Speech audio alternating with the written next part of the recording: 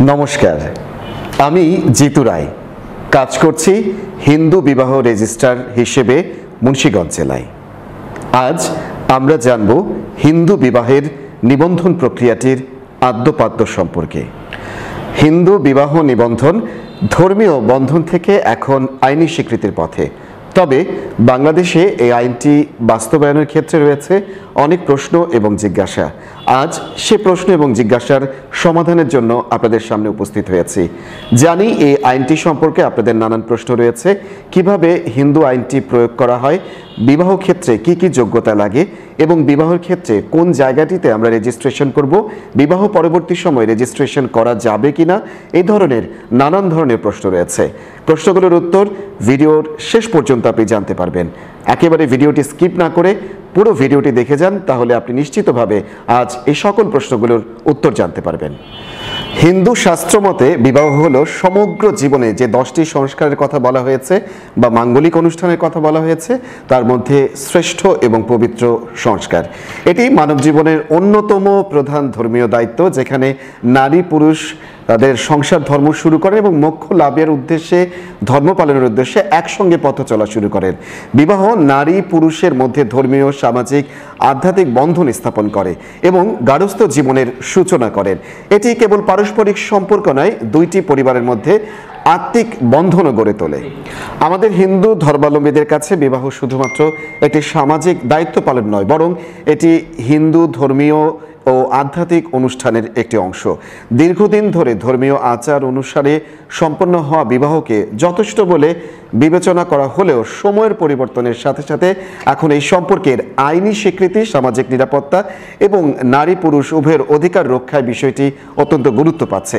আজ এই জন্যই এই সম্পর্কের ধর্মীয় বিশ্বাসের সাথে সাথে আইনগত ভিত্তি অপরিহার্য হয়ে উঠেছে।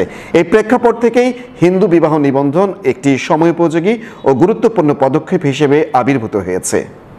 বাংলাদেশে হিন্দু বিবাহ সাধারণত ধর্মীয় আচার অনুষ্ঠান অনুসরণ করে অনুষ্ঠিত হয়। পুরোহিতের উপস্থিতিতে মন্ত্রপাঠ, মালাবদল, অগ্নিসাক্ষী, 7 পাকে ঘোড়া, স্মৃতিতে সিঁদুরদান ইত্যাদি ধাপে বিবাহ সম্পন্ন হয়। এই আচারগুলো বিবাহের অবিচ্ছেদ্য অংশ এবং হিন্দু ধর্মমতে অবিচ্ছেদ্য অংশ এবং অপরিহার্য অঙ্গ হিসেবে বিবেচিত। তবে এসব বিবাহে ধর্মীয় রীতিতে সমাজ বৈধতা বিবেচিত হলেও রাষ্ট্রের কাছে এর কোনো লিখিত স্বীকৃতি থাকতো না। ফলে আইনি দলিল ছাড়া এই বিবাহ রাষ্ট্রীয় স্বীকৃতি পায় না। এখন প্রশ্ন হচ্ছে, ধর্মীয় রীতিনীতি অনুযায়ী বিয়ে হলেও কেন প্রয়োজন হলো হিন্দু বিবাহ নিবন্ধন আইনটি? দেশের প্রচলিত আইনে মুসলিম, খ্রিস্টান ও অন্যান্য ধর্মাবলম্বীদের বিবাহ নিবন্ধনের বিধান থাকলেও হিন্দুদের ক্ষেত্রে এই ব্যবস্থাটি একেবারেই ছিল না। নিবন্ধন ছাড়া বিবাহের আইনি স্বীকৃতি না থাকায় বহু হিন্দু নারী ও সন্তান নানা সময়ে ভরণ পোষণ, উত্তরাধিকার বা বৈধতার প্রশ্নে বঞ্চিত হয়ে থাকতেন। স্বামী যদি সম্পর্কের অস্বীকার করেন বা হঠাৎ মারা যান, তবে নারীর হাতে কোনো লিখিত প্রমাণ না থাকায় আইনগত অধিকার হারিয়ে ফেলেন। এসব সমস্যার প্রতিকার ও নারীর অধিকার নিশ্চিত করতেই হিন্দু বিবাহ নিবন্ধন আইন প্রণয়নের দাবি ওঠে। এইসব পরিস্থিতি বিবেচনায় 2012 সালে আদালতের নির্দেশনা অনুযায়ী হিন্দু বিবাহ নিবন্ধন আইন 2012 প্রণয়ন করা হয়, যা 2015 সালে জাতীয় সংসদে পাশ হয়। এখন প্রশ্ন হচ্ছে, কেন এই বিবাহ রেজিস্ট্রেশনটি করব, কি কি সুবিধা মেলে? বিবাহের বৈধতায় আইনত প্রতিষ্ঠা ক্ষেত্রে সন্তানের পরিচয় ও অগ্রাধিকার নিশ্চিতের জন্য স্বামী বা স্ত্রীর নামে সম্পত্তির দাবি করা সহজ হয়। এছাড়াও পাসপোর্ট ও জাতীয় পরিচয়পত্রে স্বামী এবং স্ত্রীর নাম অন্তর্ভুক্ত করা সহজ হয়। আদালতে বিবাহ প্রমাণ করা সহজ হয়।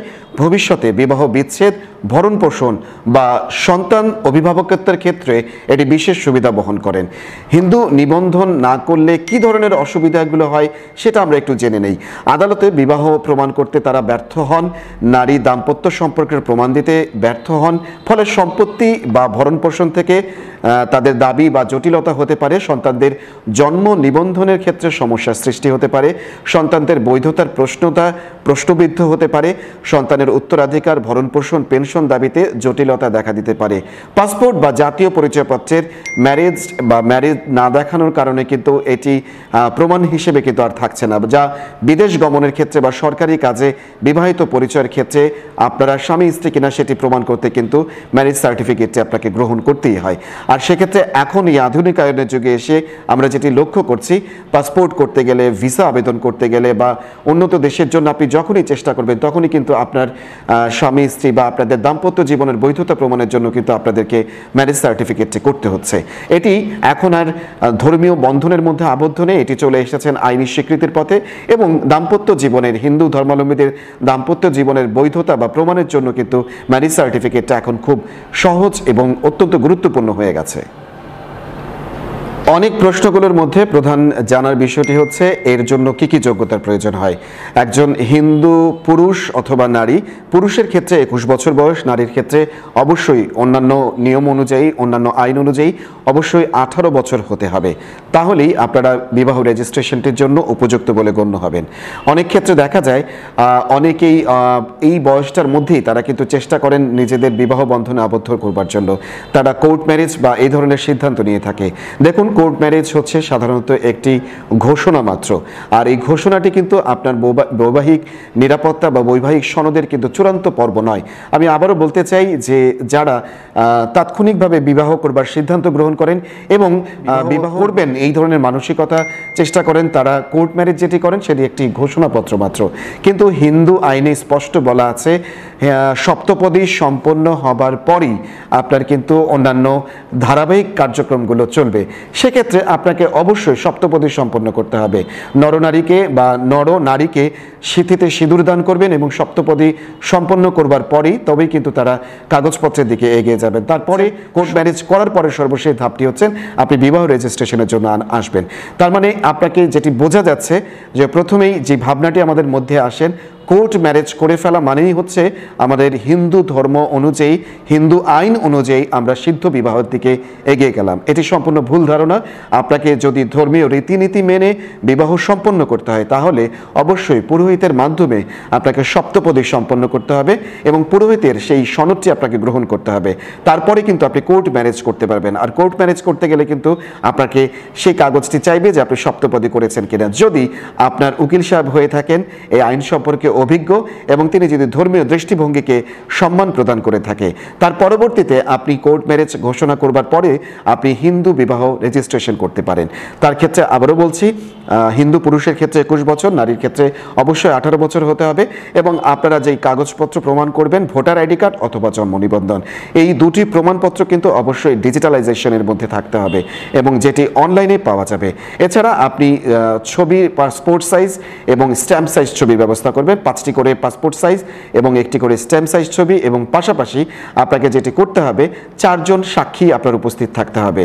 এই 4 জন সাক্ষীর সম্মুখে একজন হিন্দু বিবাহ রেজিস্ট্রার আপনাদের এই বিবাহটিকে রেজিস্ট্রেশনের বৈধতা দান করবেন। এটি তো গেল নতুন বিবাহের সিদ্ধান্ত যারা নিতে চাইছেন তাদের ব্যাপার, কিন্তু যাদের বিবাহ সম্পন্ন হয়েছে তারা কি হিন্দু বিবাহ রেজিস্ট্রেশন করতে পারবেন?